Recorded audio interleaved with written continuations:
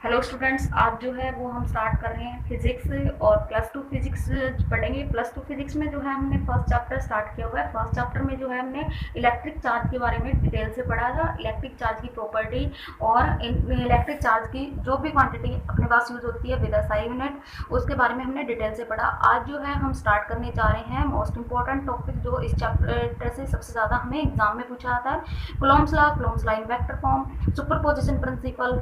ये जो आते हैं अपने पास Coulomb's law for two particle, Coulomb's law for N particle, जो है वो हम इन सभी को पढ़ेंगे। तो सबसे पहले जो है हम स्टार्ट करेंगे कूलॉम्स लॉ। कूलॉम्स लॉ से पहले आपको बता दें कि आपने जो है प्लस वन क्लासेस में जो पढ़ा था वो इलेक्ट्रोमैग्नेटिक फोर्स के बारे में पढ़ा था। इलेक्ट्रोमैग्नेटिक जो फोर्स है वो अपने पास क्या है, एक टाइप का कूलॉम्स लॉ ही है। बट कूलॉम्स लॉ में कब कन्वर्ट होता है ये चीज़ें आपको जरूर पता होना चाहिए। इनमें डिफरेंस कब होता है। When charge are at rest the force is given by Coulomb's law. यानी अपने पास क्या होगा, अगर चार्ज एट रेस्ट होगा तो वह इलेक्ट्रोमैग्नेटिक जो फोर्स आपने पढ़ा था F इज इक्वल टू के Q1 Q2 by R square convert हो जाता है किसमें, कूलॉम्स लॉ में। तो ये इस चीज़ का ध्यान रखना है आपको, यहाँ पे डिफरेंस है। अब जो है हम कूलॉम्स लॉ को पढ़ेंगे।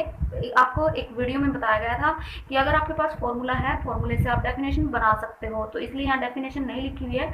तो अपने पास क्या होता है इसके बारे में पढ़ेंगे।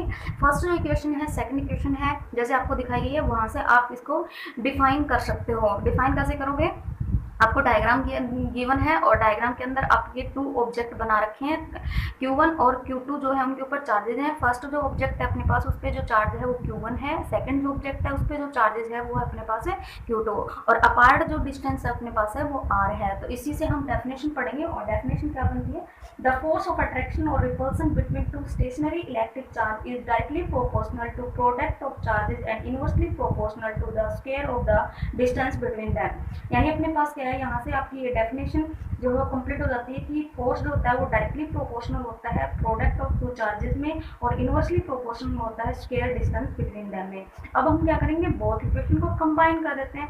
जो जैसा कि हमने अब वो इक्वेशन लिखी हुई है टू, उन टू इक्वेशन को हम क्या करेंगे, कंबाइन करेंगे। कंबाइन करते हैं तो अपने पास एक इक्वेशन बनती है, क्योंकि हमें पता है टू डिफरेंट क्वांटिटी, अगर एक ही क्वांटिटी की डायरेक्टली इनवर्सली प्रोपोर्शनल है तो वो हम क्या कर सकते हैं, वन क्वांटिटी में वन इक्वेशन में उसको ड्राइव कर सकते हैं। तो अब directly proportional Q1 Q2 by R square हो जाएगा, और यहाँ पे प्रोपोर्शनल का साइन हटाते हैं तो कोई ना कोई कांस्टेंट लगाते हैं, और यहाँ पे जैसा आपको दिखाया गया है हमने यहाँ पे जो लगाया है वो अपने पास है K, और K अपने पास फोर्स कांस्टेंट है, और K की जो वैल्यू है वो अपने पास है 1/4πε0। और मैथमेटिकली अगर आपको वैल्यू मिलती है तो वो होती है 9 × 10⁹ और इस K की जो असाइनमेंट होती है वो होती है अपने पास न्यूटन मीटर स्क्वायर पर कूलम्ब स्क्वायर। और तो अब जब आप 1/4πε0 पुट करोगे K की वैल्यू तो अपने पास F इज इक्वल टू हो जाएगा 1/4πε0 Q1 Q2 bye are square. यहाँ पे जो एप्सिलॉन नोट है उसको हम बोलते हैं परमिटिविटी ऑफ फ्री स्पेस। यानी अपने पास एप्सिलॉन नोट की वैल्यू पूछ सकता है, तो एप्सिलॉन नोट की जो वैल्यू होती है वो होती है 8.854 × 10⁻12 कूलम्ब स्क्वायर पर न्यूटन पर मीटर स्क्वायर। ये इसकी SI यूनिट होती है, तो आपको अंडरलाइन करके दिया हुआ है SI यूनिट और वैल्यू जरूर ध्यान में रखें। तो कूलम्ब्स लॉ ये डेरिवेशन आ सकता है, या आ सकता है कि 1 कूलम्ब को डिफाइन करना है। तो 1 कूलम्ब कैसे डिफाइन होता है, आपका राइट साइड दिख रहा है आपको। डेफिनेशन ऑफ कूलम्ब जो है वो आप कैसे दोगे, डेफिनेशन ऑफ कूलम्ब कब होगा, जब Q1 Q2 जो है 1 कूलम्ब हो जाए और अपने पास जो डिस्टेंस जो है आपका 1 मीटर ले लिया जाए, तो आपकी जो F की वैल्यू आती है वही आएगी जो आपकी K की वैल्यू होती है। और K की वैल्यू जैसा हमने पढ़ा वो क्या होती है, 9 × 10⁹ न्यूटन होती है। तो 1 कूलम्ब को आप डिफाइन कैसे करोगे, 1 coulomb is the charge that when placed at a distance of 1 metre apart another charge of the same magnitude in vacuum experience an electric force of repulsion of magnitude 9 × 10⁹ newton. यानी ये अपने पास क्या हो जाएगा, definition of coulomb में आप define कर सकते हो। ये था अपने पास कूलम्ब्स लॉ।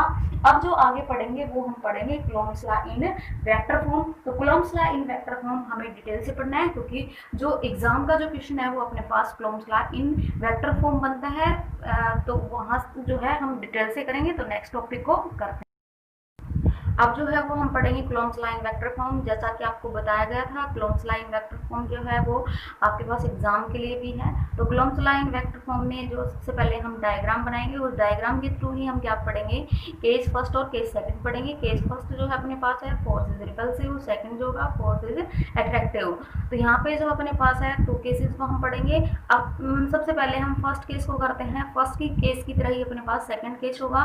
तो पहले हमने डायग्राम बनाया हुआ है, यहाँ पे कंसीडर किए हुए हैं 2 पॉइंट, जिसपे फर्स्ट पॉइंट पे जो चार्ज है वो Q1 है, सेकंड जो है उस पे अपने पास चार्ज जो है वो Q2 है, और अपार्ट डिस्टेंस जो है अपने पास है यहाँ पे R है, और F12 जो फोर्स है वो Q1 पे है, और F21 फोर्स जो है वो Q2 पे है।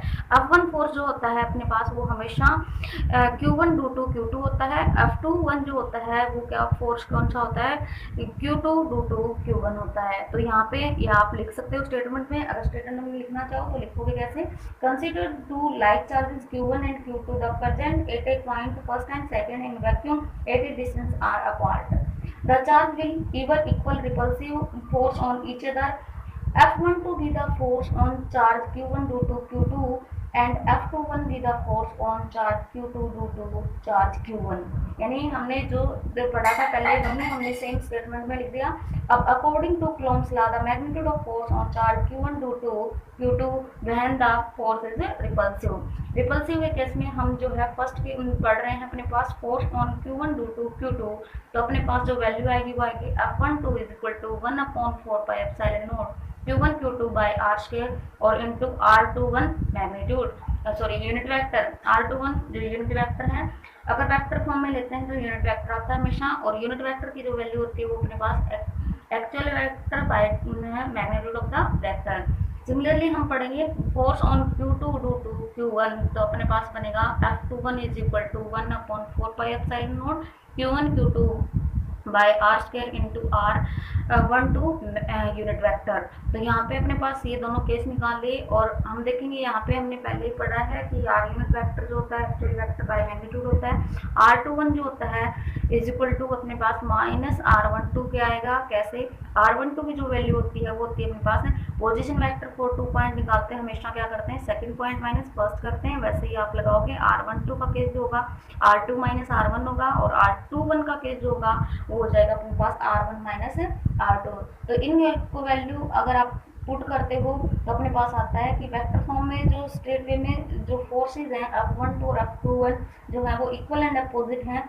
जो अपने पास जो इनकी रेडियस होंगी वो भी क्या होंगी, पॉइंटिंग होंगी अपोजिट डायरेक्शन। आप R12 जो हो जाएगी वो अपने पास आ जाएगी R12 जो आएगी वो अपने पास आएगी माइनस R21 के। तो इसलिए अगर वैल्यू पुट करते हैं इनमें से किसी भी एक इक्वेशन में इनमें से, तो अपने पास जैसे हमने फर्स्ट में किया F12 is equal to 1/4 pi epsilon naught, तो अपने पास आ जाएगा 1/4 pi epsilon naught Q1 Q2 by R square और इनटू माइनस R12 हो जाएगा, और इस माइनस को बाहर कॉमन ले लेंगे तो ये अपने पास शो कर देगा।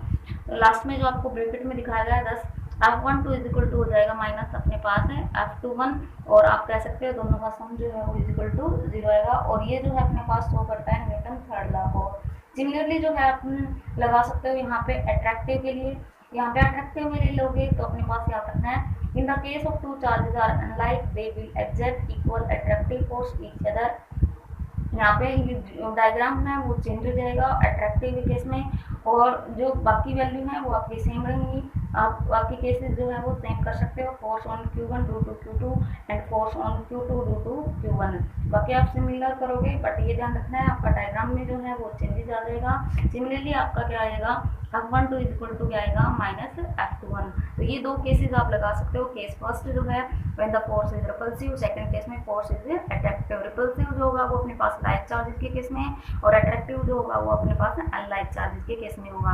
तो ये आप इस तरीके से बना सकते हो। ये अपने पास जो है वो है Coulomb's law in vector form, और कूलॉम्स वेक्टर फॉर्म से अपने पास से काफ़ी बार क्वेश्चन पूछे जाते हैं। तो Coulomb's law in vector form आ जाए, या Coulomb's law obey the Newton third law आपको प्रूव करना आ जाए, तो भी आपके पास यही एक्सप्लेनेशन देनी है। यानी अपने पास क्या है, न्यूटन थर्ड लॉ को भी एक्सप्लेन करना आ सकता है कि कूलॉम्स लॉ जो है वो ओबे करता है या नहीं। तो यहाँ पे आप वो भी लिख सकते हो।